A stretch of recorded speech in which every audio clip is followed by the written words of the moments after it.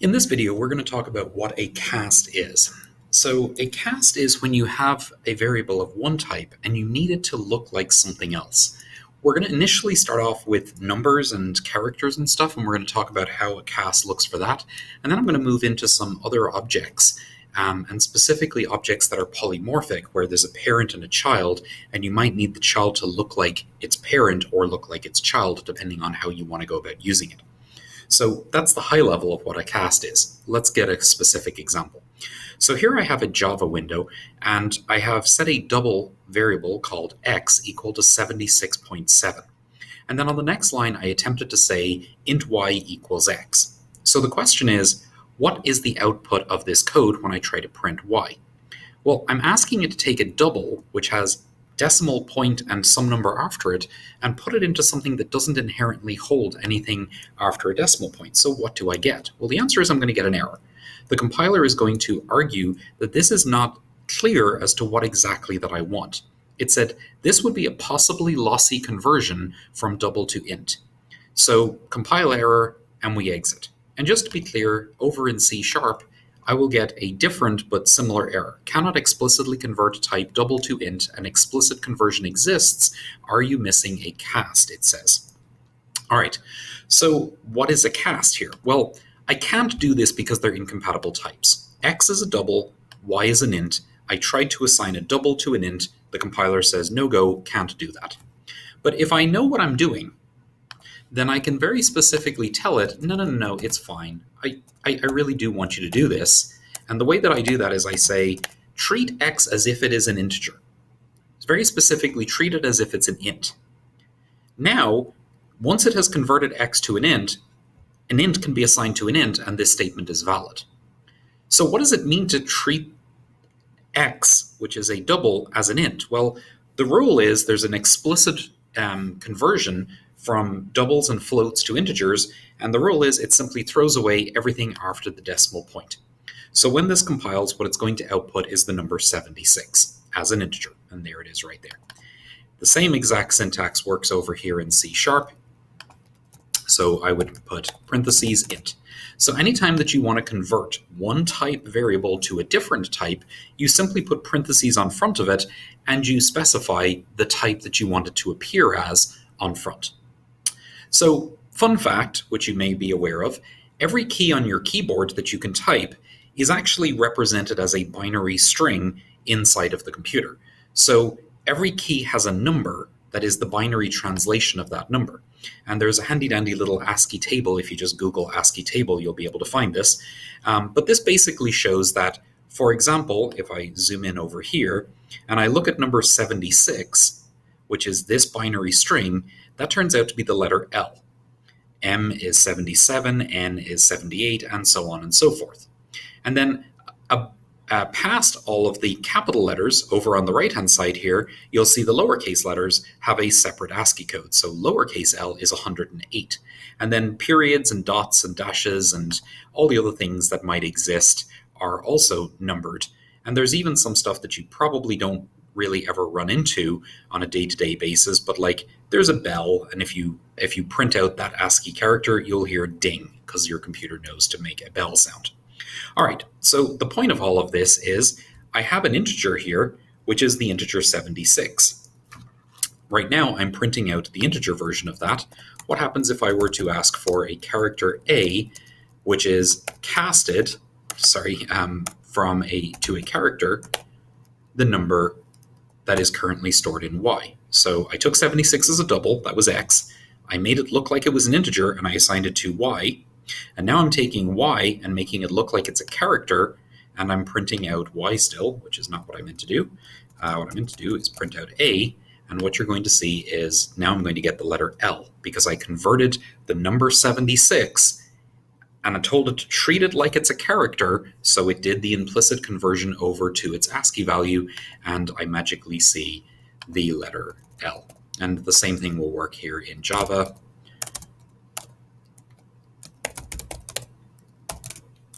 And I need to print out A, and boom, we're going to see the letter L again. Very exciting stuff. So this is the idea of a cast. I have a variable, and I wanted to pretend like that variable is something else. This is a common thing that you will need to do, especially when you're dealing with integers and stuff like this. This is probably not the right way to do this rounding, because most of the time when I give you 76.7 and I ask you to convert that to an integer, I don't really mean for you to give me back 76. I think you would all be very upset if you scored 89.9 and I gave you a B, which is what's happening here because it's just truncating everything to the right. Most of the time what you actually probably meant here was you wanted it rounded. And if that's what you want, then there's a whole class called math, which has a round function. It has a floor and a ceiling. Those will do different things. So round, if it's greater than 0.5, it will round up. If it is lower than 0.5, it'll round down. Floor will always round down, ceiling will always round up, so you can choose which one you want depending on the circumstance. So although this works, it's probably not what you would want to do. I just did it because it's a great example and it explains a cast pretty well. All right, so let's take this a little bit further, and I'm going to do this in C# and then I'll convert it over to Java at the end. But let's go ahead and create some classes. So I'm going to say class mammal, because we all love mammals. And I'm going to give mammal a variable, so we'll call it height, and that's going to be a public int, and we're going to set it equal to 10, because 10 something, I don't know, and then we're going to give it a method, public void do mammal things, which is going to say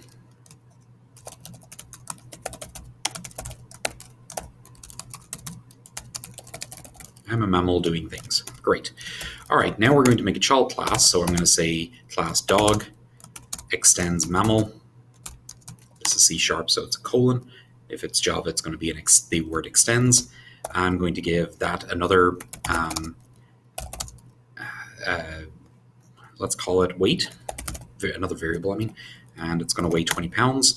And we're going to do public void do dog things. And wolf. Great. Okay, so we have a parent and we have a child. And I'm going to comment all of this out now, just so that it stays in this replet so that you have an example after we're done here with the video, but I'm going to go in a different direction here for casting. All right, so at the top, we know that I can create a mammal. So I can say mammal A equals new mammal. And we know that that's possible because mammal is not declared abstract. Mammal is fully concrete. Therefore, I can make a mammal. So that's valid. All right. We also know I can say dog B equals new dog. And that's perfectly valid as well because dog is a concrete class. No problems there. All right. And we also know for the third thing that I can say mammal C equals new dog. And the reason that we can do that is because a dog is a child of mammal. This last example is polymorphism, but we know that we are allowed to do that. So just to prove a point, we're going to go ahead and compile. And other than the fact that it's complaining that I made all these variables and did nothing with them, life is good. I have no compile errors. So now I'm going to start calling methods. So on A, I'm going to call do mammal things. And life is good. Mammal things is a valid method that exists in mammal, and I'm able to run that, and it happily outputs stuff. Likewise, in B, which is my dog, I'm able to say do dog things. And life is good there. I'm doing mammal things from the mammal, and then I'm going to get woof from the dog, and everything is going to be hunky-dory. Okay, compiler is not loving me today, but I promise you that's going to print out woof eventually. All right, so the question is, what else can I do and what else can I not do? So there's my woof. Well, I can certainly say B dot do mammal things, right? Because B inherited mammal things from its parent.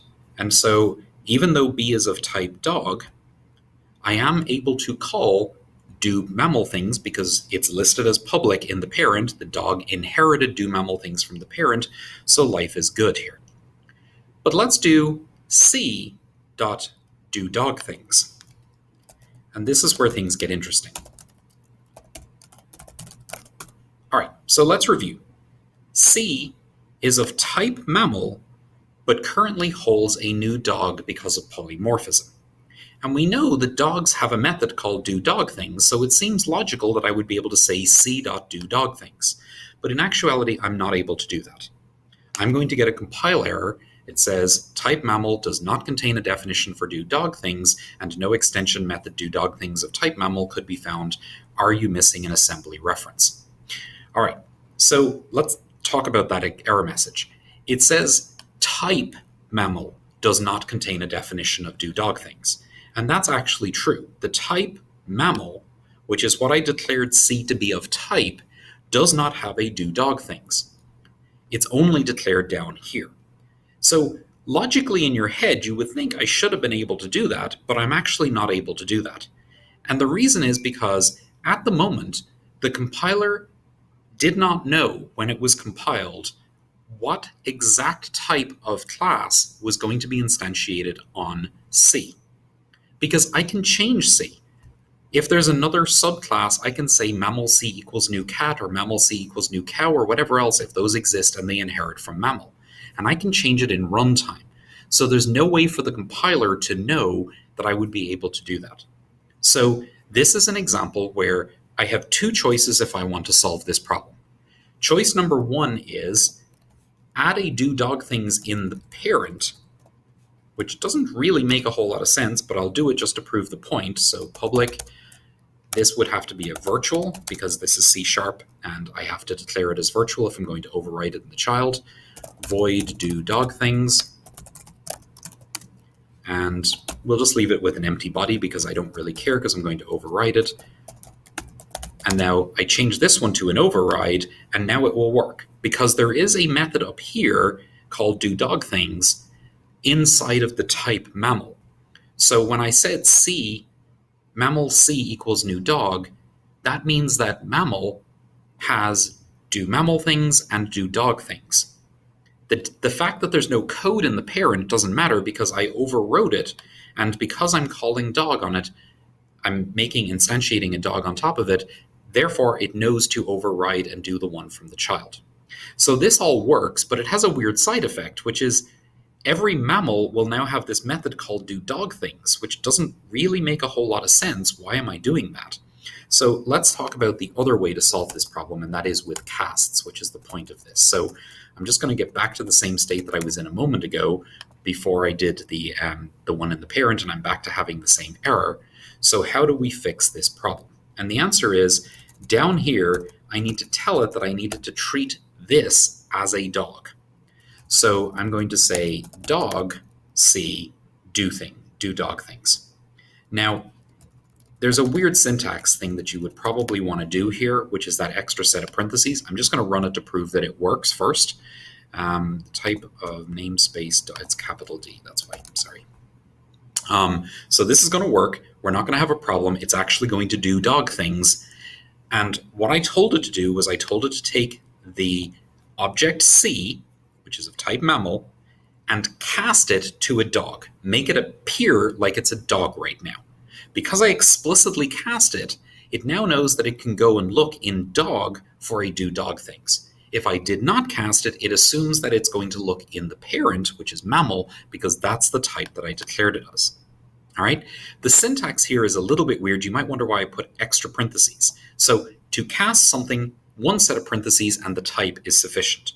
But in this case, it's a little bit ambiguous if I don't put these parentheses here as to exactly what order I want things to do. So if I take them out for a moment, here is a valid question. Did I mean cast C as a dog and then call do dog things on it? Or did I mean call do dog things on C and then cast the result to a dog? And the answer is eh. So in order to be explicit, you will always want to put the extra set of parentheses around it to say, no, I really mean you to do it in this order. I want you to take C, make it into a dog, and then try to call do dog things. Okay, so that's why there's these extra parentheses there. So this is a cast with regard to an object. It really doesn't make sense to do this unless you have inheritance.